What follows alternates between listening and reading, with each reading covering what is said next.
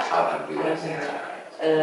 Sebelumnya saya mohon maaf telah mengganggu waktu Bapak. Kebetulan saya hari ini ada tugas interview dari tugas guru penggerak sendiri, yaitu bagaimana tentang seorang kepemimpinan pembelajaran Pak. Dalam kasus ini ada beberapa pertanyaan yang ingin saya sampaikan kepada Bapak. Sedikiranya Bapak mengizinkan kalau seandainya video ini nanti saya publikasi hanya untuk sebagai tugas aja Bapak. Boleh. Iya, mungkin Bapak selama ini sebagai kepala sekolah selama bertahun-tahun mungkin ada berbagai macam masalah ya Pak ya yang dihadapi, baik itu menurut dilema etika ataupun pendidikan moral. Ya. Bagaimana pendapat Bapak cara mengidentifikasi kasus-kasus yang merupakan dilema etika atau pendidikan moral? Ya. Bingung nih saya harus menjawabnya ya. Iya Pak. Dilema terlalu banyak mungkin ya Pak kasusnya. Iya, kita kan melihat yang namanya dilema etika itu suatu permasalahan yang memang katakan sama-sama benar permasalahannya. Masalah tapi apa benar itu jadi bingung. Sama-sama benar kedudukannya, tapi kita harus bisa memutuskannya. Memutuskan sebuah perkara tersebut. Katakanlah dalam sebuah rapat ada teman-teman yang mengusulkan ini A misalkan dan yang mengusulkan ini B, antara A dan B itu sama-sama benarnya gitu ya. Mana nih yang harus kita putuskan?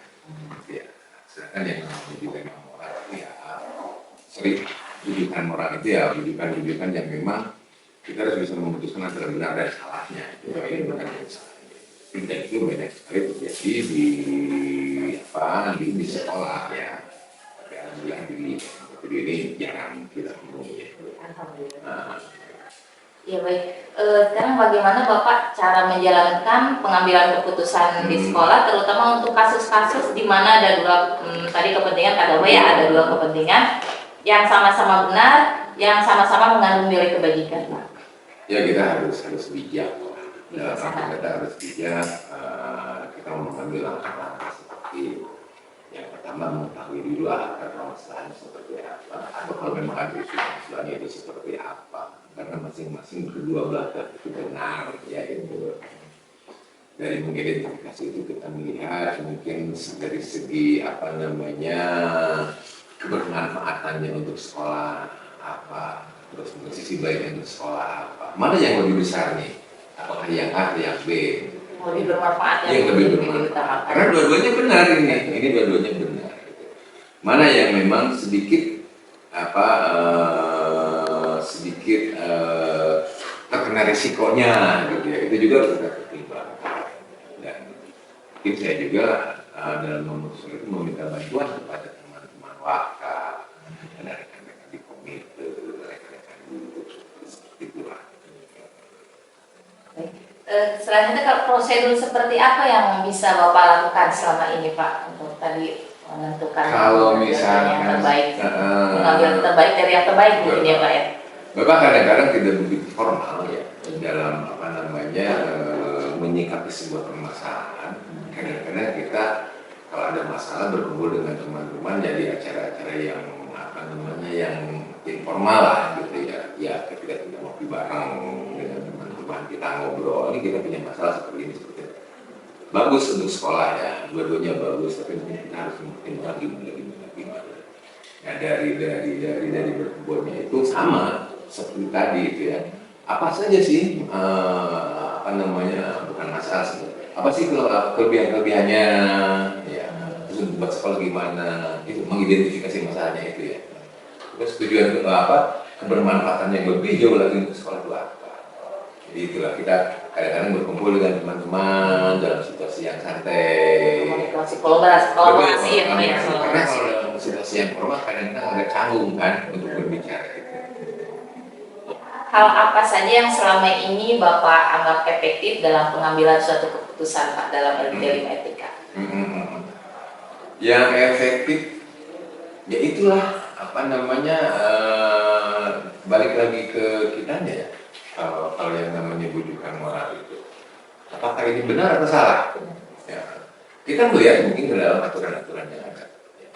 Apakah kita nanti akan menyalahi aturan, akan melanggar aturan, akan menyeberang aturan atau tidak? Kalau memang ternyata melanggar, ya udah kita putuskan. Enggak seperti itu ya.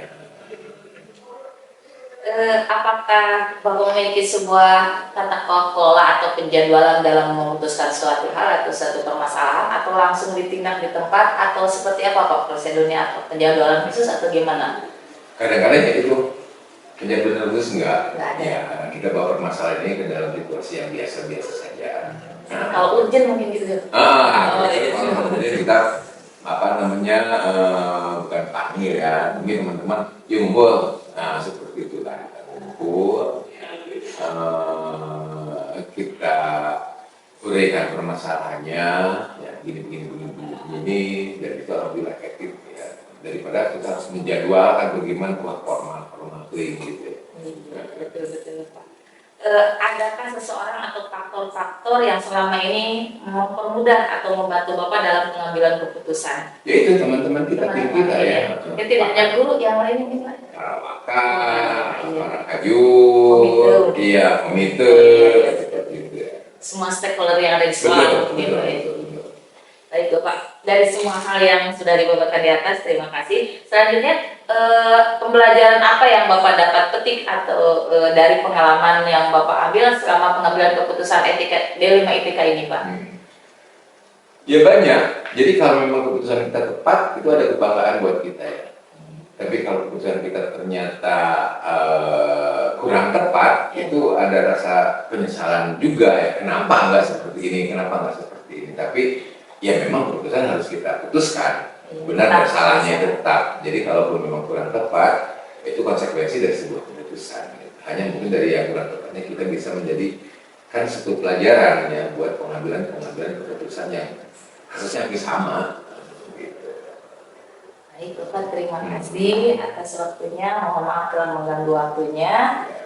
Alhamdulillah banyak ilmu dan manfaat yang saya dapatkan hari ini. Terima kasih. Assalamualaikum warahmatullahi wabarakatuh.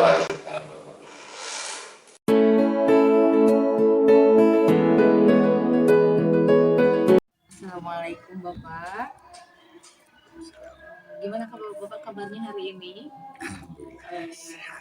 Baik, terima kasih Bapak. Maaf sebelumnya saya mengganggu waktu Bapak, dan saya mohon izin kalau seandainya nanti video ini dipublikasikan, tapi hanya untuk tugas penggerak saja Bapak, boleh? Oh, boleh. Iya Bapak, ini ada beberapa hal yang saya akan tanyakan terkait tugas saya sebagai guru penggerak, terutama di pembelajaran kepemimpinan mungkin Bapak itu ya. Bapak selama ini Bapak sebagai kepala sekolah mungkin ada beberapa hal atau kejadian yang terjadi di sekolah Bapak. Bagaimana Bapak dapat mengidentifikasi kasus-kasus yang merupakan dilema etika atau bujukan moral, Pak? Ini mungkin untuk kasus-kasus dilema etika memang di semua tempat masih ada gitu ya. Dan di sini mungkin ada beberapa kebijakan yang perlu kita perhatikan dari beberapa faktor ya. Iya, betul. Nah, karena kalau misalkan kita menghadapi terutama dalam kasus ini ya dilema etika ataupun bujukan moral, kita harus melihat dulu kasus ini tetap ada identifikasi ya. Dalam artian misalkan dari segi permasalahan dan juga potensi-potensi yang akan muncul dari kasus ini gitu ya. Makanya untuk ini biasa kami mengadakan ibaratnya ya tidak langsung kita tanggapi, tapi di sini saya khususnya mungkin akan memperlakukan kasus ini ya sebijak mungkin lah, karena ketika kita mengambil keputusan salah tempat ya kita harus menghargai dari dua sisi itu ya. Kalau misalkan kasus ini muncul dari personal ataupun dari interaksi atau yang berkaitan ya dengan setiap sekolah, mungkin itu yang biasa kami lakukan gitu ya, dan kita konsolidasi dengan semua elemen yang ada di sekolah. Nah sekarang bagaimana Bapak menjalankan pengambilan keputusan di sekolah Bapak, terutama dalam kasus-kasus di mana ada dua kepentingan yang sama-sama benar atau sama-sama mengandung nilai kebajikan mungkin? Ya. Seandainya dua-duanya benar, kira-kira seperti apa Bapak ya, dalam pengambilan keputusan?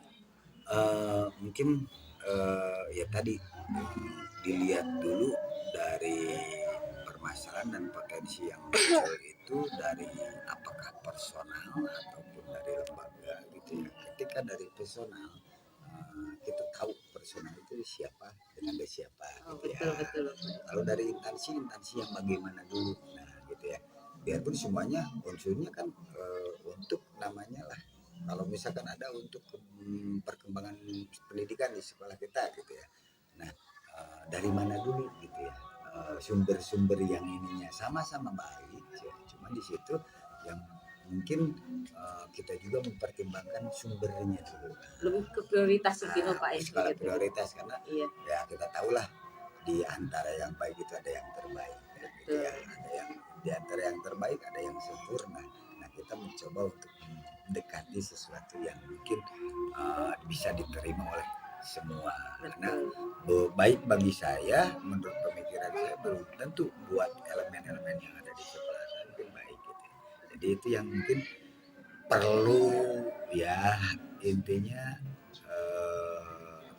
kita harus bisa bahasa Sunda malah kemulang kemelong. Nah, terus gitu ya. betul. Harus melihat sisi ini, sisi itunya gitu. Jadi saya mungkin memperlihatkan itu ya diambil dulu ini sumbernya dari mana. Mungkin langkah-langkahnya juga seperti itu ya Pak ya. Baik, untuk hal apa saja yang selama ini Bapak anggap efektif dalam pengambilan keputusan dalam kasus-kasus dilema etika Pak?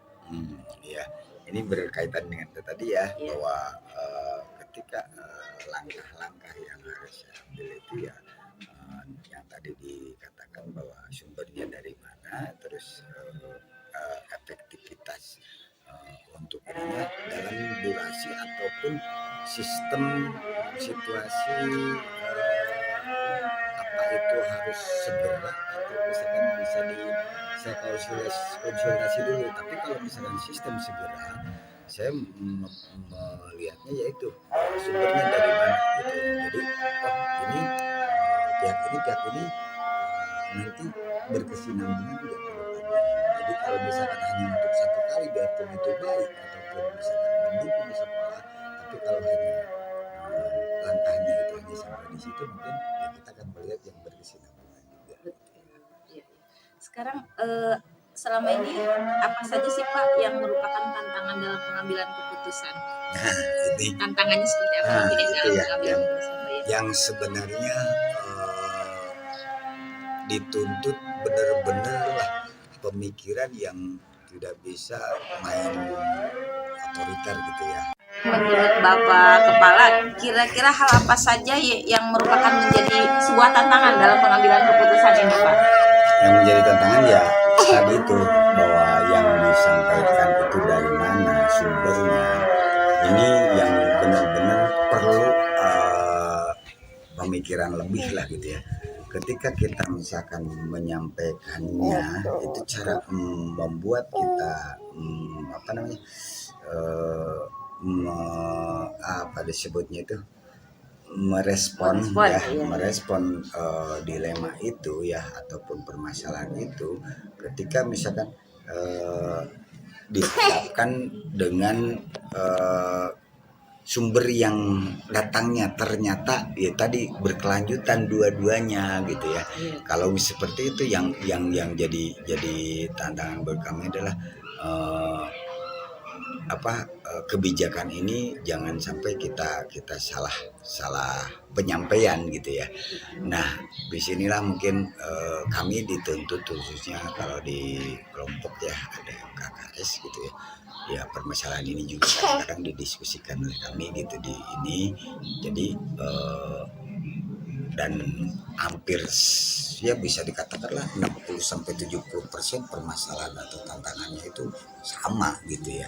Jadi ketika menghadapi sebuah problema di sekolah itu kita saling curhat akhirnya kalau kita ketemu gitu ya. Betul. Ada komunikasi mungkin ya Pak ya, ada kolaborasi ya. Betul. Gitu. Baik Bapak, untuk penjadwalan sendiri atau tata kelola atau penjadwalan tertentu dalam sebuah memutuskan keputusan penyelesaian kasus dilema etika, Apakah Bapak langsung menyelesaikannya di tempat atau memiliki sebuah jadwal untuk penyelesaiannya, Pak? Nah, ini dilihat juga yang tadi saya katakan dari Urgent awal, atau gimana gitu? ya, skala prioritasnya. Kalau misalkan ini harus saya memutuskan segera, ya dengan segala berat ataupun tantangan yang tadi itu saya harus memutuskan karena dikejar deadline lah gitu ya, pelaporan lah atau bagaimana gitu ya. Itu jadi harus segera diputuskan. Tapi kalau misalkan ternyata itu keputusan tersebut harus agak ringan gitu ya, bisa diinikan, mungkin saya akan melakukan konsolidasi elemen di sekolah gitu ya. Nah, betul, beberapa orang mungkin ya Pak ya yang terlibat. Gitu. Nah, kira seseorang atau faktor-faktor yang selama ini mempermudah atau membantu Bapak dalam pengambilan keputusan, kata Bapak tadi ada beberapa ini ya, faktor siapa aja mungkin Bapak yang bisa yang terlibat? Yang terlibat itu terutama ya di lingkungan internnya, yaitu ada guru-guru dan Mapolsek gitu ya. Dan yang untuk eksternal mungkin kita akan melibatkan komite juga. Kalau apabila permasalahan itu muncul dari luar juga gitu ya. Jadi komite harus mengetahui dan juga itu akan menjadi bahan pertimbangan. Nah, kalau sistem kedinasan nanti mungkin juga kita berkoordinasi ini dengan atasan, dengan KCD lah gitu ya, atau Disdi kita seperti itu.